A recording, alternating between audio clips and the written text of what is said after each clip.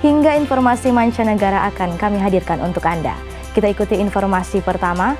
Pemirsa, terekam kamera CCTV seorang pria tanpa baju masuk ke salah satu salon di Ternate dan membuat onar. Pelaku sempat dipukuli pihak keluarga korban lantaran emosi sebelum diamankan oleh polisi. Seorang pria tanpa pakaian ini terekam CCTV ketika memasuki salah satu salon pada Minggu dini hari pukul 3 di Kelurahan Gamalama, Kecamatan Ternate Tengah, Kota Ternate, Maluku Utara.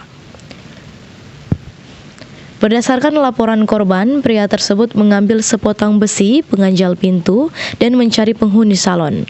Mengetahui ada yang aneh, pemilik salon, perempuan berinisial AS, langsung berlari keluar mencari pertolongan ke pos polisi terdekat dan warga sekitar. Sementara 3 orang perempuan pegawai salon memilih berkunci diri di dalam kamar lantaran takut aksi nekat pemuda tersebut. Pelaku pun bebas mengobrak-abrik salon layaknya rumah sendiri dan mengambil uang korban sebesar Rp1.050.000.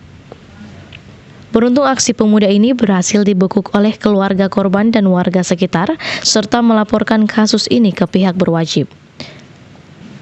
Pelaku yang diduga gangguan jiwa sudah berulang kali melakukan aksi serupa di 3 salon berbeda dengan membuat onar. Ya, memang benar telah terjadi sedikit insiden di salon yang berada di Kelurahan Gamalama. Yang bersangkutan diamankan oleh petugas patroli Direktorat Sabara dan mengamankan ke SPKT setelah diadakan pertemuan antara pihak pelapor dan yang bersangkutan. Pihak pelapor meminta agar yang bersangkutan tidak lagi berada di wilayah salon itu karena yang bersangkutan diduga gangguan jiwa. Nah, setelah diadakan pertemuan itu, petugas SPKT mengambil inisiatif sesuai kesepakatan bersama memulangkan yang bersangkutan ke Kecamatan Galela melalui Pelabuhan Semut.